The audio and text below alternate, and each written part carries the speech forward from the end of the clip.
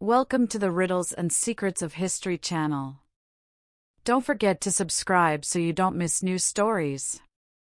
The history of the Freemasons is an entire universe of riddles, secrets, and legends that has enticed people for centuries with its uniqueness and secrecy.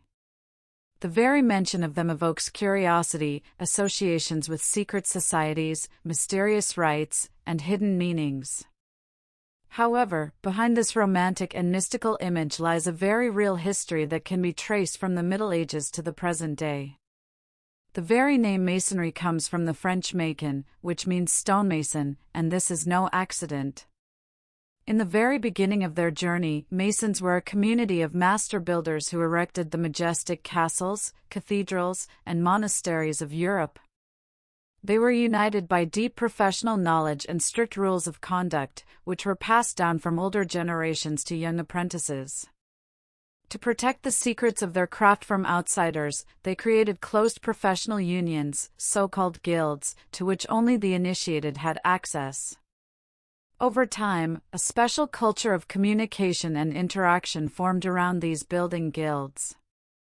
These were not ordinary professional communities, but true brotherhoods that bound their members with obligations of mutual support and the preservation of professional secrets.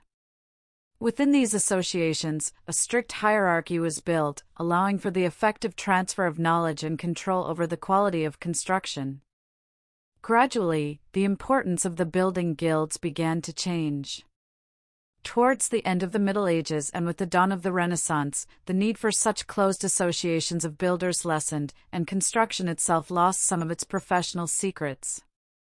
It was then that the guilds began to transform, gradually admitting into their ranks people far from the building trade but close to philosophy and spiritual quests. These new members of the guilds brought with them intellectual and moral ideas, breathing new life into the old associations. Thus, the craft guilds gradually transformed into a completely different community, now consisting predominantly of thinkers, scholars, and intellectuals, for whom building symbolism helped express their own philosophical reflections on humanity and society. Real construction gave way to inner self-improvement. It is this important historical transition from practical construction to a philosophical and symbolic one that explains why Masonry acquired such mystery and why its symbols became surrounded by numerous legends and speculations. But to understand more deeply how craft builders were able to lay the foundation for an intellectual brotherhood, we must turn to their origins, to the medieval building guilds that became the initial core of this amazing phenomenon. Medieval Europe was a world where lofty ideals coexisted with hard labor and a daily struggle for survival. But it was in this era, amidst wars and epidemics, famine and superstition, that grandiose architectural structures arose, capable of astounding the imagination of even modern people. Behind these majestic Gothic cathedrals, castles, and monasteries stood the labor of a special group of masters, professional stonemasons united in closed communities known as building guilds. The stonemasons of the Middle Ages possessed a unique set of skills and knowledge necessary to transform a pile of stones into a majestic temple. They were simultaneously engineers, architects, and artists, as they were required not only to erect sturdy walls but also to create elegant arches, complex vaults, and the finest decorations. Mastering these arts required years of training and practice, which were carefully guarded from prying eyes.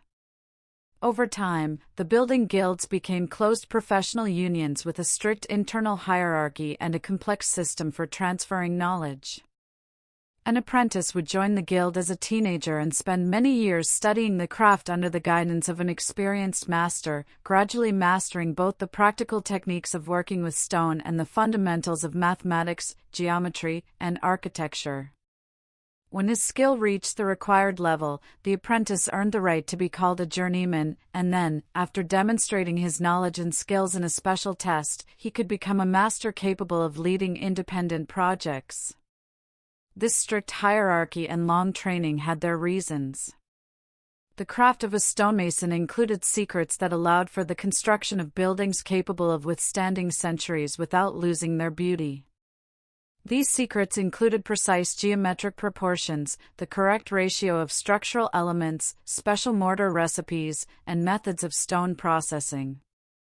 The building guilds tried to keep this knowledge within their community, using a system of secret signs, symbols, and rituals understood only by the initiated. These symbols reflected not only the professional skills of the masters but also their philosophy, worldview, and moral principles.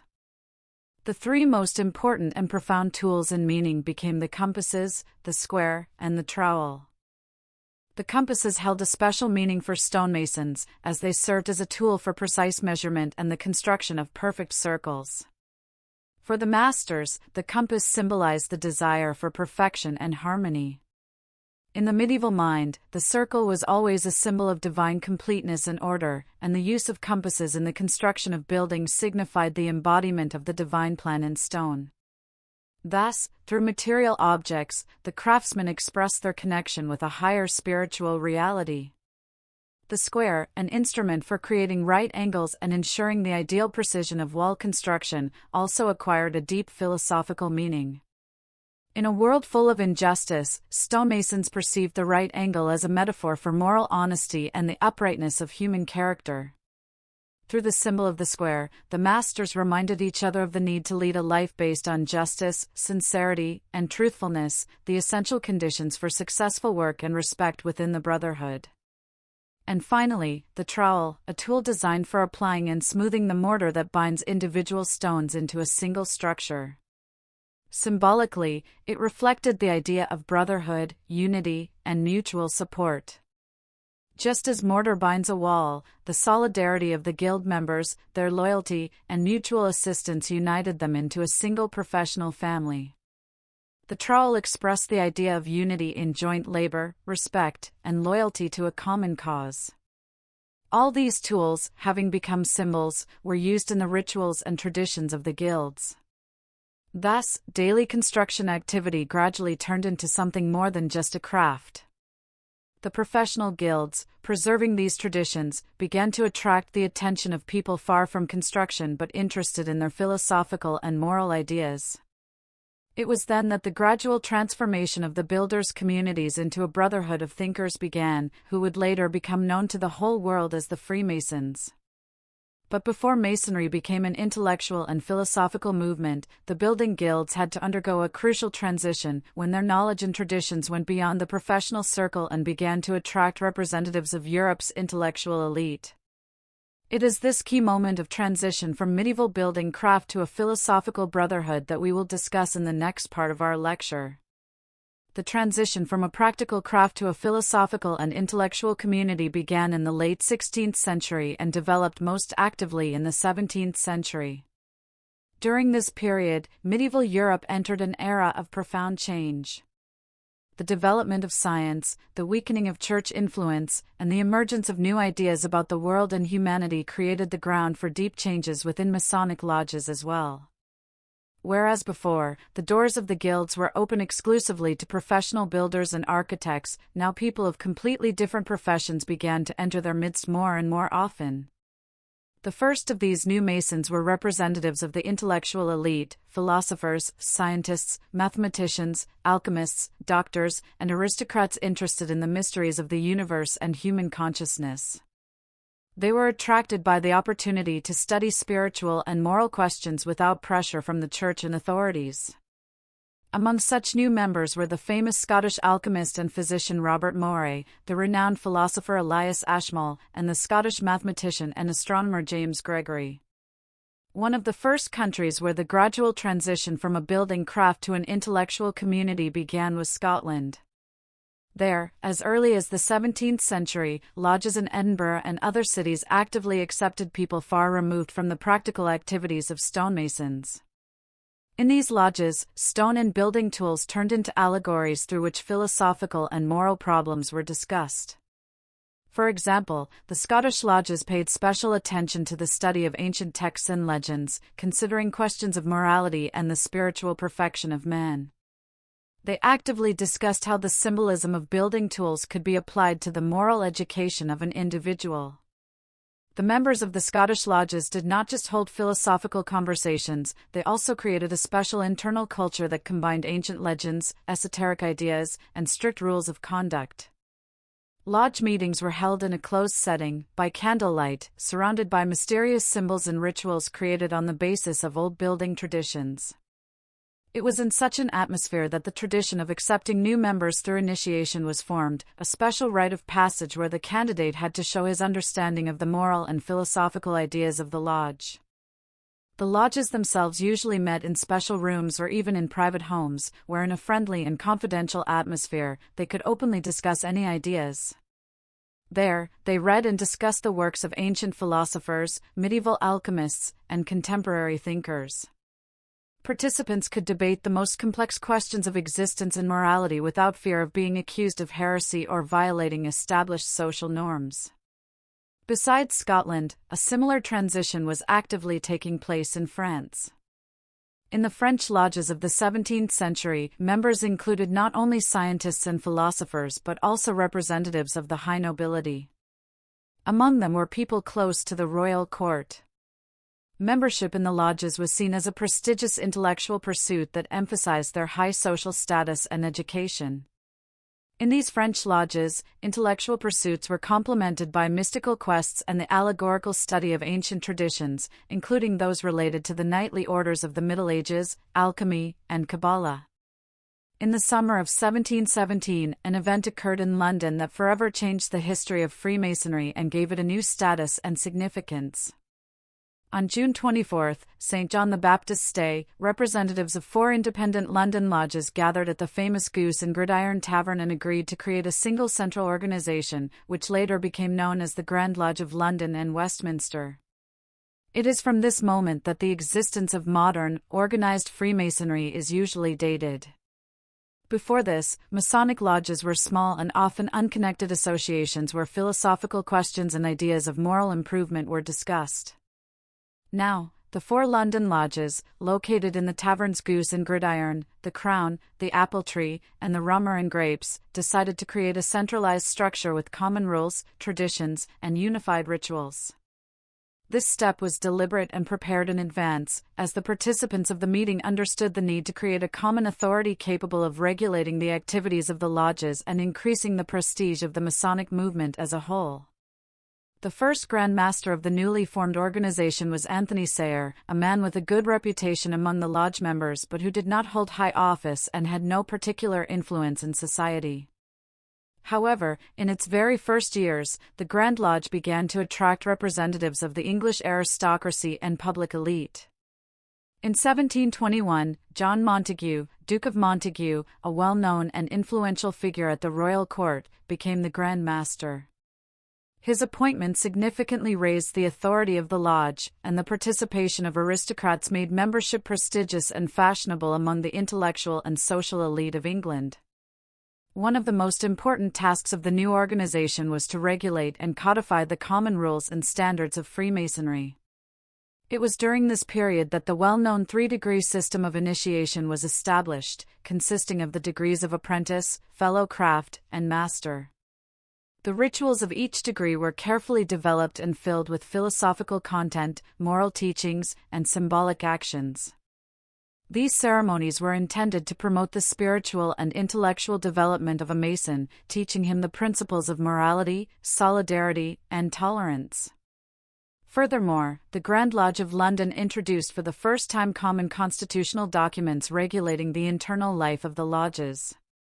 The most famous of these documents is the Constitutions of the Freemasons, written by James Anderson in 1723. He was a Scottish clergyman and a prominent member of the lodge. He systematized the rules and traditions, defined the principles of relationships between lodges and members of the Brotherhood, and also laid the foundations of Masonic philosophy. These constitutions became the foundation of the entire Masonic movement and were adopted by Masons in many other countries. Thanks to its organization and clear structure, the Grand Lodge of London quickly gained authority not only in England but also abroad. Representatives of the upper classes of society, prominent intellectuals, and cultural figures began to join the Masonic ranks, attracted by the free atmosphere and the ideals of humanism and tolerance. Among these people were philosophers, writers, scientists, and even diplomats who, within the walls of Masonic lodges, could freely discuss the ideas of the Enlightenment and social progress without fear of persecution and accusations of violating traditional orders. From England, Masonic ideas and organizational principles soon spread throughout Europe, covering France, Germany, Holland, and other countries.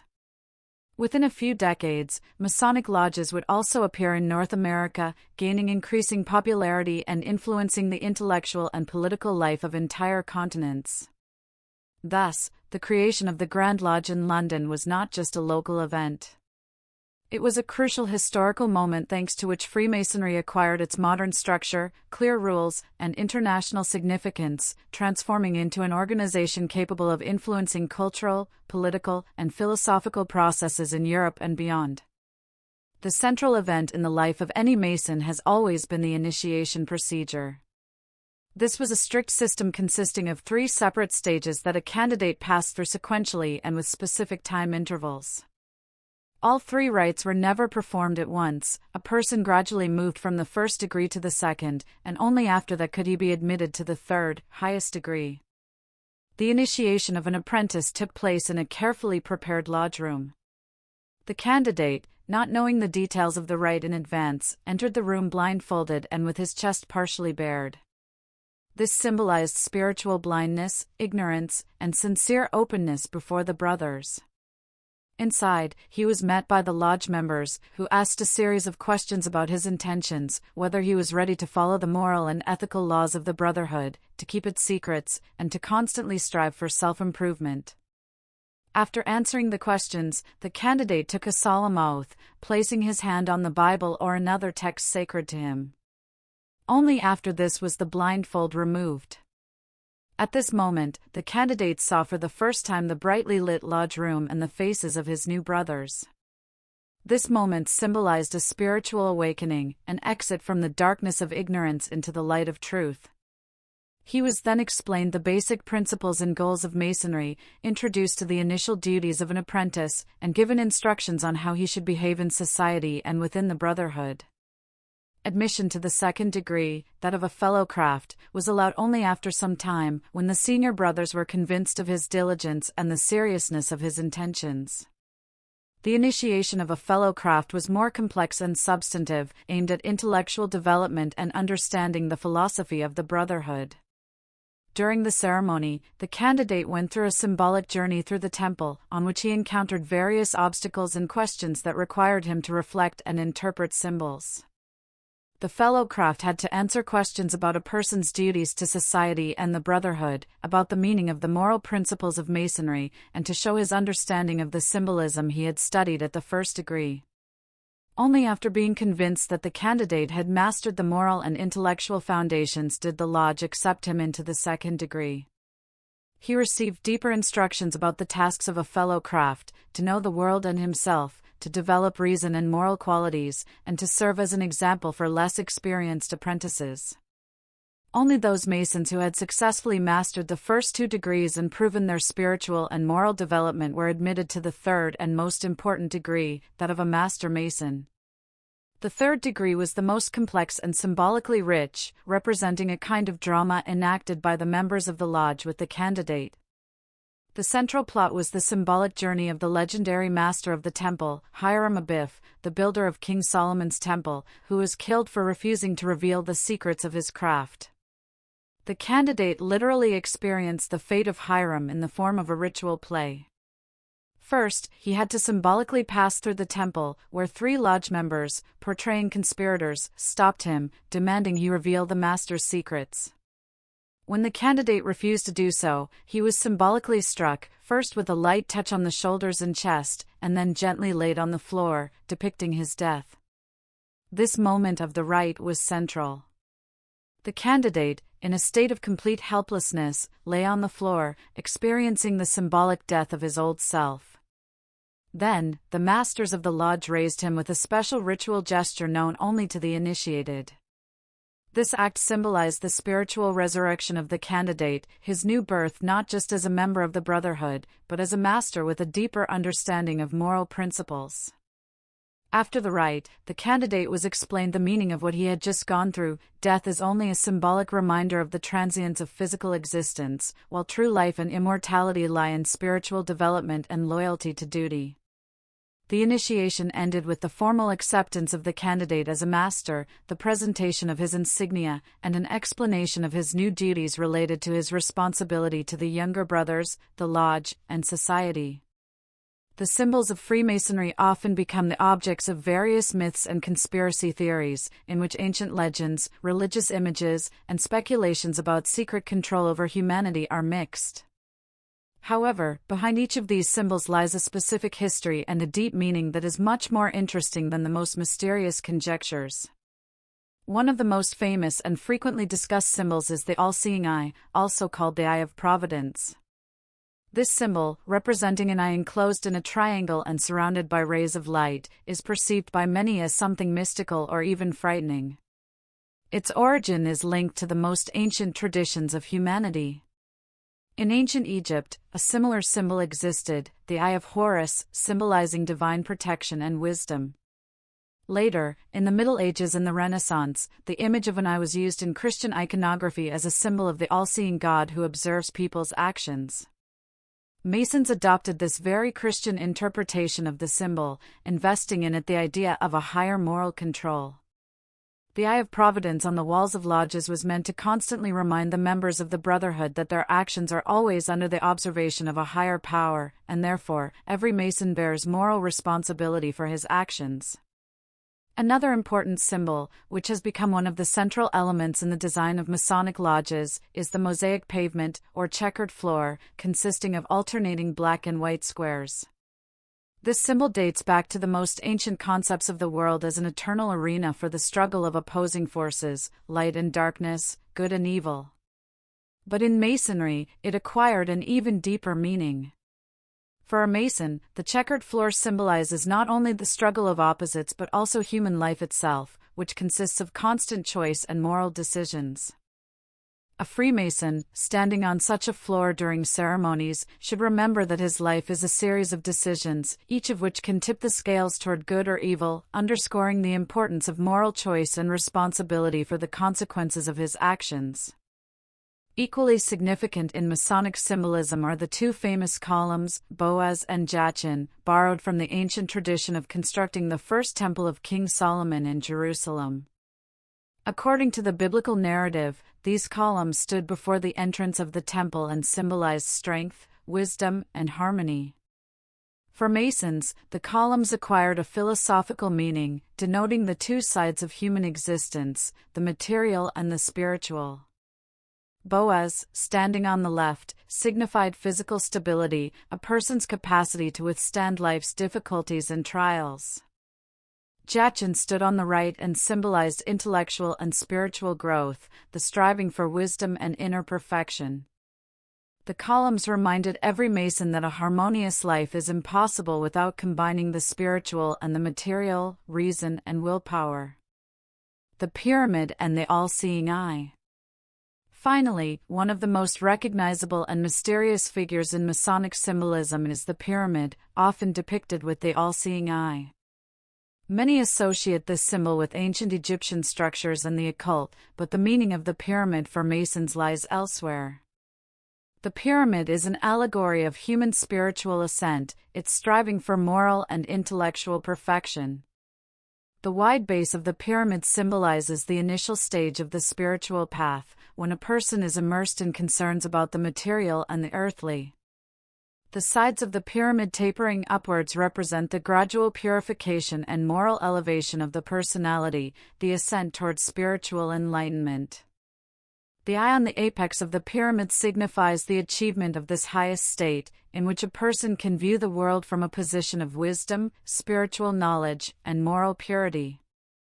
Interestingly, the symbol first gained widespread recognition through its use on the American dollar bill in 1782. Despite the fact that this symbol was not directly created by Masons, many members of the fraternity were involved in its development. It is largely due to this that the pyramid with the eye is considered one of the principal Masonic signs today. Myths, accusations, and the origin of conspiracy theories.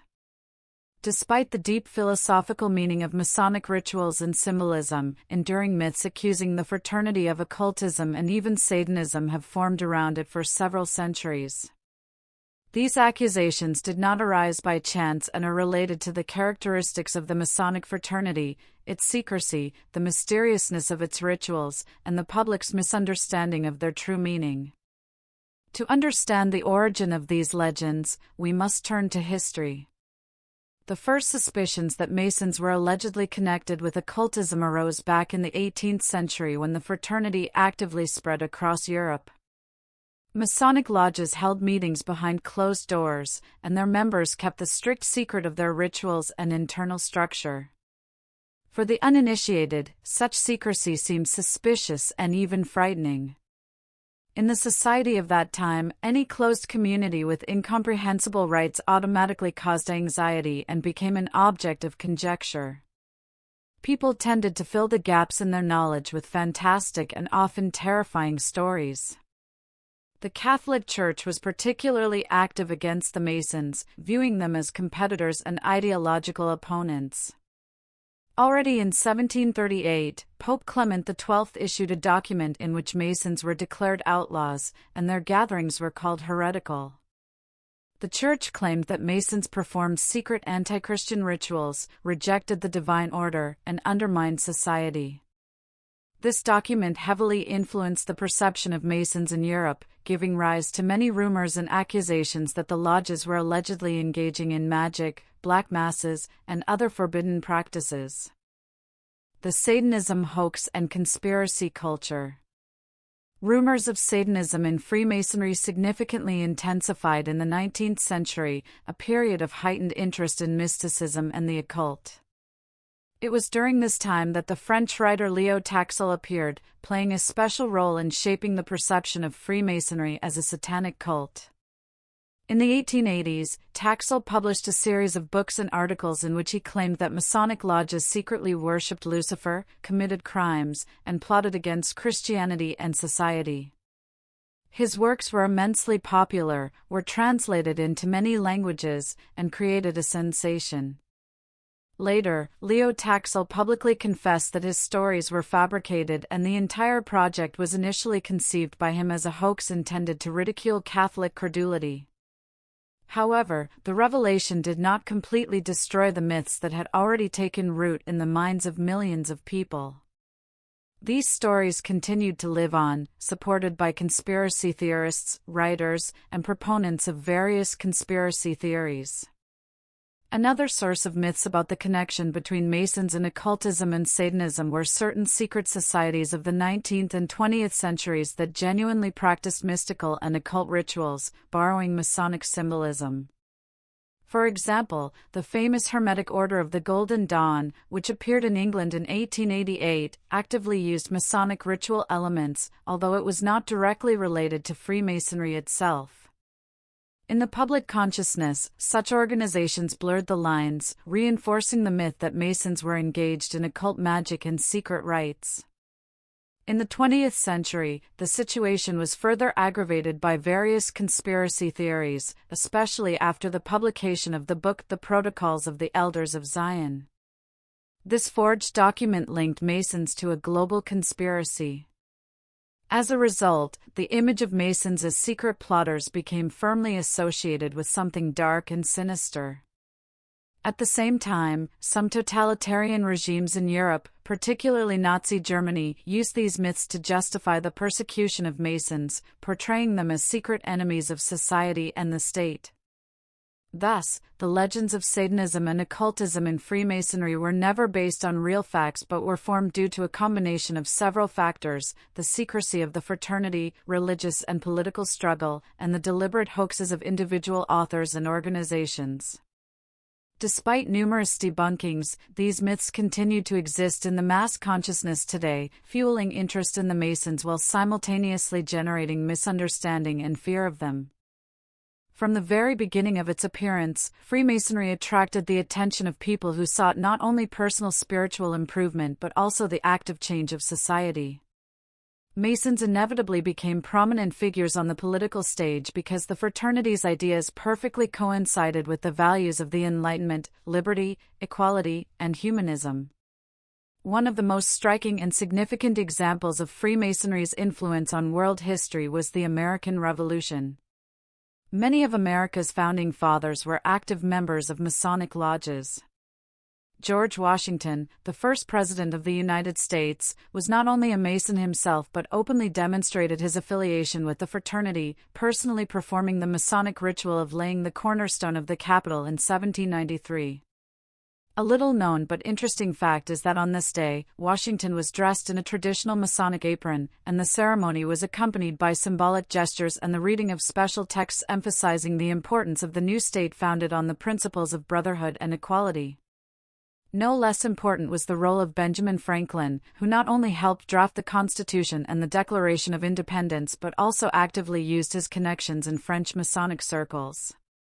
It was thanks to Franklin's diplomatic efforts within French lodges that the states received critically important French support in the form of weapons, a fleet, and money.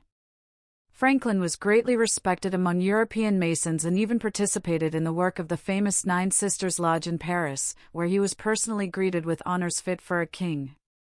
Another striking example of Masonic influence on politics was the French Revolution of 1789. Among its leaders, there were indeed many Masons, such as Count Mirabeau, Georges Danton, and Marquis de Lafayette. Lafayette, called the hero of two revolutions, became one of the central figures who united the ideas of constitutional monarchy and civil liberties. Moreover, Masonic lodges were one of the few platforms where representatives of various strata of French society could openly discuss the need for radical change without fear of persecution and censorship. This significantly influenced the fact that the ideas of liberty, equality, and fraternity became the official slogan of the revolution. An important example of Masonic influence was the struggle for independence in Latin American countries in the early 19th century. The central figure was the legendary Simón Bolívar, who liberated Venezuela, Colombia, Ecuador, Peru, and Bolivia from Spanish rule. Bolívar joined a Masonic lodge in London in 1803, where he became acquainted with progressive European ideas of liberty and equality. Later, he actively used the network of Masonic connections to garner support from revolutionaries across the continent. Lodges in Latin America became centers for planning uprisings, allowing people of different nationalities and social statuses to unite in a common struggle against colonialism. Thus, thanks to the Masonic network, Bolívar managed to create a broad international coalition of independence supporters. Masons also played a key role in the unification of Italy.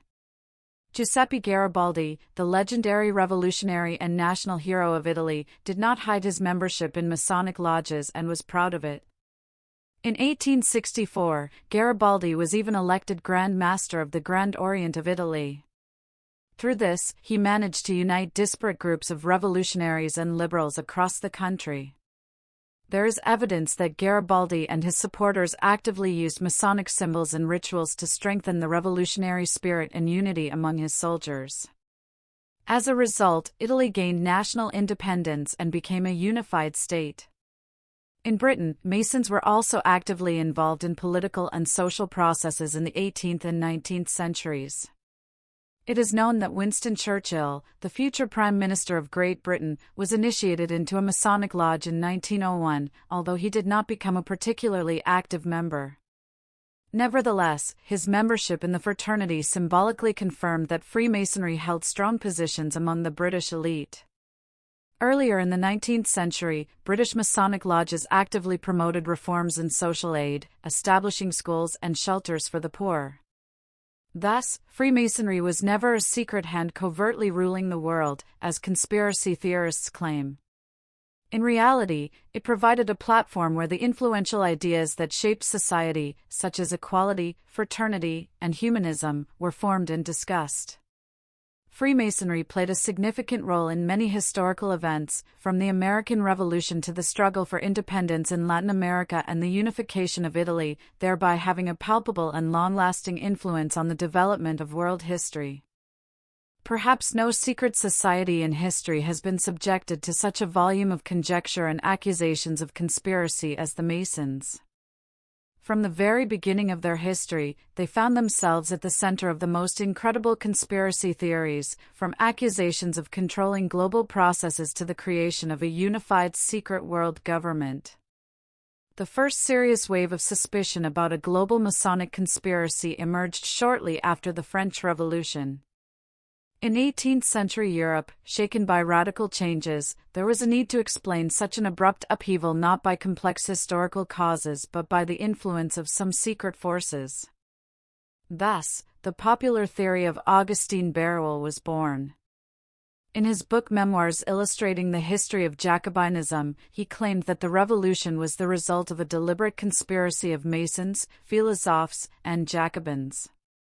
Barruel argued that the lodges were specifically cultivating revolutionary sentiments to destroy traditional institutions of power and religion. The book became a bestseller, and its tenets quickly spread across Europe, forming the enduring image of Masons as revolutionary plotters. The next pivotal episode in the history of Masonic myths was the sensational hoax by Leo Taxil. Taxil, a former anti-clerical who later returned to Catholicism, decided to discredit the Masons by portraying them in his books as Satanists and worshippers of Lucifer. He invented the secret organization Palladium, which allegedly controlled all the lodges in the world and worshipped the forces of evil. His fantastic stories were taken seriously even by the Vatican and were printed in hundreds of thousands of copies. However, in 1897, Taxil publicly confessed that it was all a fabrication and a grandiose hoax. Nevertheless, the damage to Freemasonry's reputation was already done, and the idea of Masons as Satanists was deeply ingrained in the public consciousness for a long time. As we already know, the early 20th century saw another, equally infamous hoax, the Protocols of the Elders of Zion. This forged document described an alleged secret program for world domination, in which Jewish and Masonic conspirators sought to destroy traditional states and monarchies and establish their own rule. Although the document was officially recognized as a fake in 1921, it was actively used by various anti-Semitic and anti-Masonic movements, including Nazi propaganda. This further cemented the image of Masons as a secret organization aiming for world control. Debunking the world government myth. Interestingly, the myth of a single world Masonic leadership, the so-called world government, completely ignores the factual structure of Freemasonry. Lodges have never been subordinate to a unified international center or a supreme Masonic leader who directs the actions of Masons worldwide. On the contrary, Masonic organizations have always maintained autonomy and independence and were sometimes even in conflict with each other due to differences in views or interests. This entirely contradicts the idea of a global Masonic government coordinating plots across the planet. The widespread myth that Masons entirely controlled revolutions is also far from historical reality. Although many revolutionary figures did belong to lodges, this did not mean that Masonic organizations themselves were managing the revolutions. Lodges served more as a convenient intellectual platform where progressive and revolutionary ideas could be freely disseminated and discussed, but the revolutionary events themselves were never centrally prepared or directed by any Masonic headquarters. On the contrary, Masons could include both revolutionaries and conservatives who were sharply opposed to any changes. For example, during the French Revolution, Masons included both supporters of constitutional monarchy and radical republicans who were in fierce conflict with each other. The reason for the widespread nature of conspiracy theories about Masons is simple: people always try to explain complex historical events using understandable and simple schemes, preferring to look for some single hidden force instead of acknowledging the chaotic nature of human history. Freemasonry, with its secrecy and mysterious rituals, was an ideal fit for this role, especially during periods of crisis and uncertainty. Freemasonry in Russia, from Enlightenment to repression. While in Europe Freemasonry became the target of conspiracy theories and suspicion immediately after major revolutions, its history unfolded somewhat differently in Russia. Russian Masons never created secret governments or stood behind mass uprisings. On the contrary, Russian Masons of the 18th century were closely associated with the enlightened circles of society, often holding high positions at the imperial court. However, the attitude of Russian monarchs towards Masons changed significantly depending on the emperor's personality and the political atmosphere in the country. Freemasonry penetrated Russia as early as the time of Peter the Great, but its flourishing began during the reign of Catherine II, especially in the second half of the 18th century. Empress Catherine herself was never a member of Masonic lodges and regarded them with some suspicion. However, many high-ranking Masons in her immediate circle had a significant influence on social and cultural life. For instance, one of the influential Masons at court was Prince Alexander Mikhailovich Golitsyn, who held important state posts and enjoyed the Empress's personal trust. He not only participated in lodge work but also promoted the spread of Enlightenment ideas in Russian society. In those days, Masonic lodges gathered the cream of the Russian nobility, from influential aristocrats and dignitaries to prominent writers and intellectuals. One of the most famous and authoritative Russian lodges was the Three Stars Lodge, founded in St. Petersburg. Its members included well-known figures such as the journalist and publisher Nikolai Ivanovich Novikov, senator and political figure Ivan Yelagin, writer Alexander Radishchev, and many others. A key feature of Russian Masons was their orientation not towards revolution, but towards the spiritual and moral development of society. Lodge members actively engaged in charity, opened printing houses and libraries, and published magazines and books, promoting the ideas of moral self-improvement, enlightenment, and public benefit. A particularly striking example of Masonic influence in Russia was the activity of Nikolai Ivanovich Novikov. As a convinced supporter of the Enlightenment, he opened a printing house and established the publication of magazines and books. Thanks to Novikov, works by French Enlightenment philosophers, books on political economy, and philosophy became widely available in Russia. Catherine II initially looked favorably upon such activity, seeing it as a means of enlightening society. But soon, she became concerned, and the Masonic lodges fell under close government scrutiny. With the ascension of Emperor Paul I in 1796, the Russian throne's attitude towards Masons changed sharply. Paul was inclined to see any secret organization as a threat to the stability of his rule and political order. Fearing the influence of the revolutionary ideas of the French Revolution, he banned the activity of all Masonic lodges in 1798. The ban was severe and comprehensive. Masons who had previously held high positions were forced to publicly renounce their membership in lodges, and violators faced serious penalties, including exile and confiscation of property. This prohibition was not merely a formality, it was accompanied by real persecution and repression.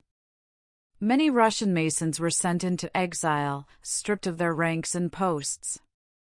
Printing houses and publishing houses associated with Masonic circles were closed, and books and magazines printed under the influence of Masonic ideas were destroyed or seized.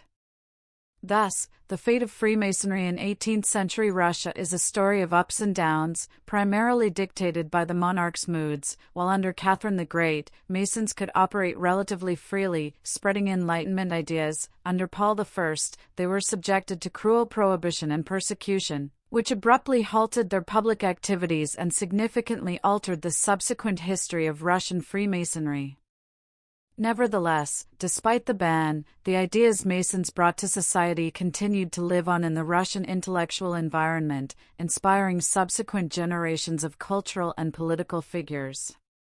Revival and Decembrist uprising. After the strict prohibition by Paul I, Freemasonry in Russia was outlawed for a long time and was forced to go deep underground. Only with the arrival of Alexander I in 1801 did Russian Freemasonry experience a new, albeit short-lived, revival. The emperor was tolerant of Masonic lodges, and in the early years of his reign, Freemasonry again gained social weight and intellectual influence.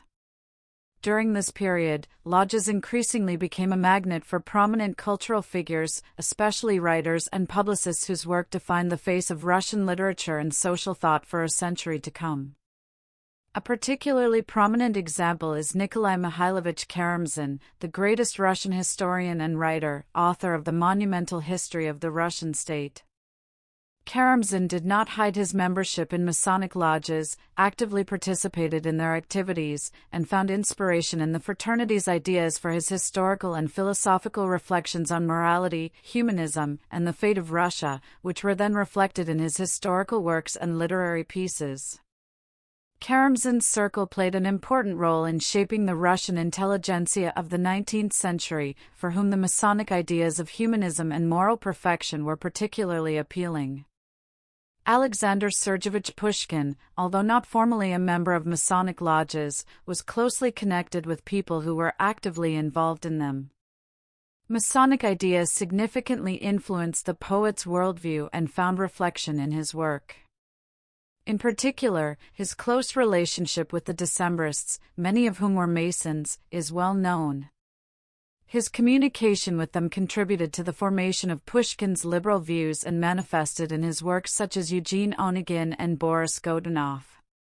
Furthermore, his poetry was imbued with reflections on freedom, morality, and the role of the individual in history, key themes discussed in Masonic circles of the time. Another notable representative of Freemasonry in Russian culture was Alexander Fyodorovich Labsin, a philosopher, writer, and publisher who actively promoted the idea of moral self-improvement. In the 1810s, he published the journal Zion's Herald, which became a center of the spiritual life of Russian society at that time.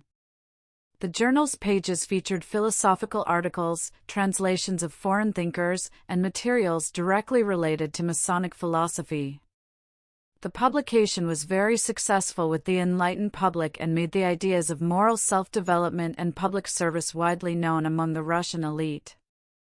However, after the Decembrist uprising in 1825, the government of Nicholas I again brought down repression upon the Masonic lodges, which the authorities began to view as hotbeds of free-thinking and a threat to the monarchy.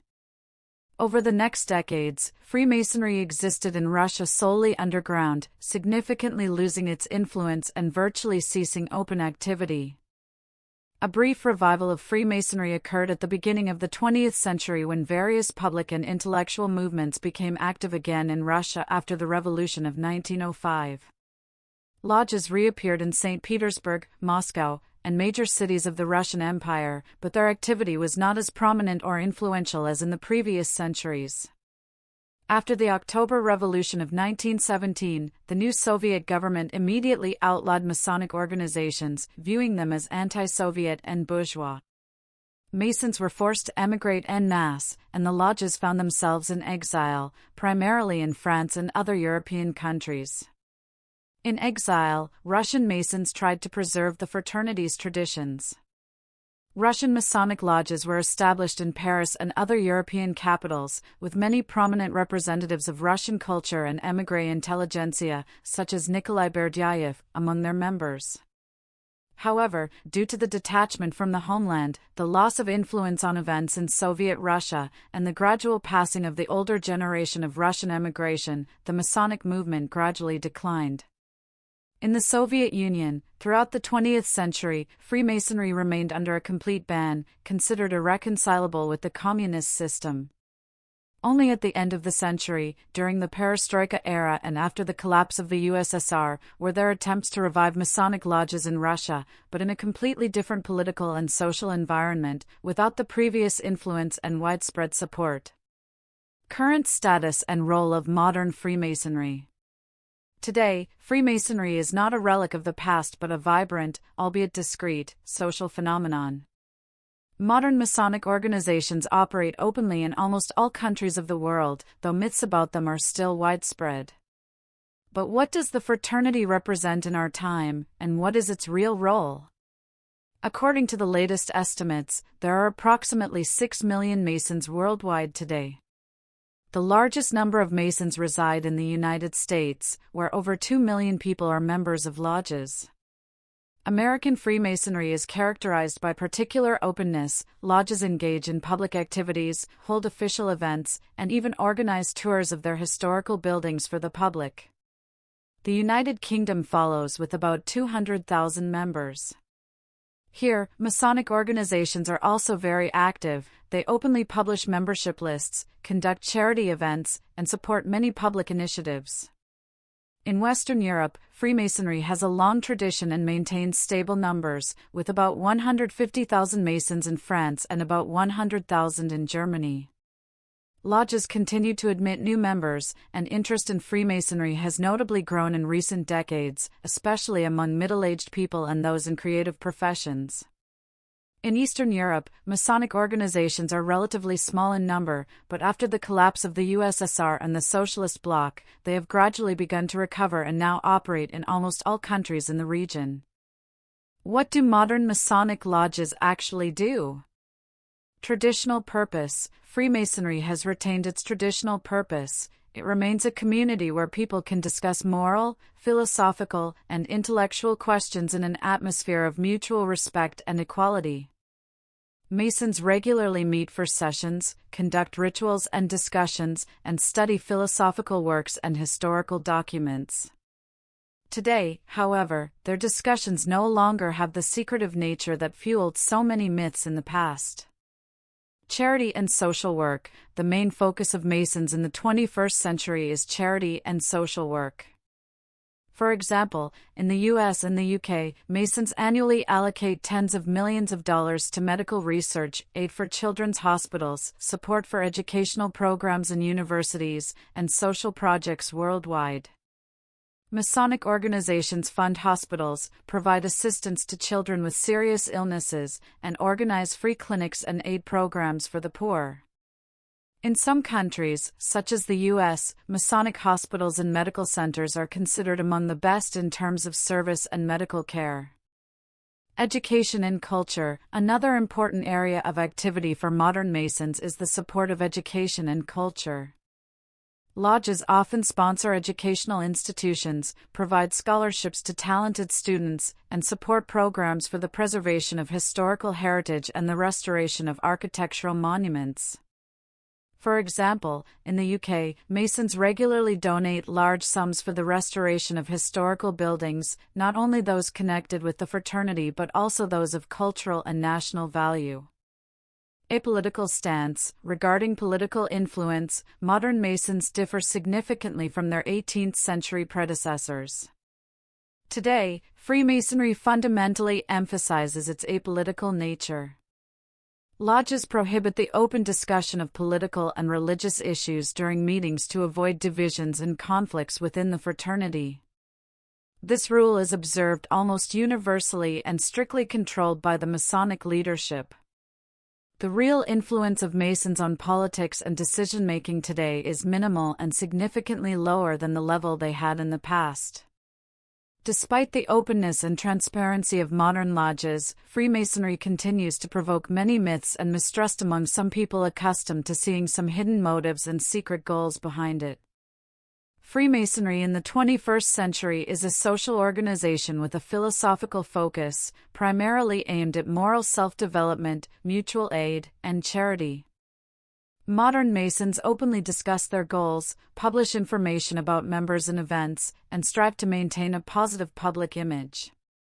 Freemasonry in popular culture.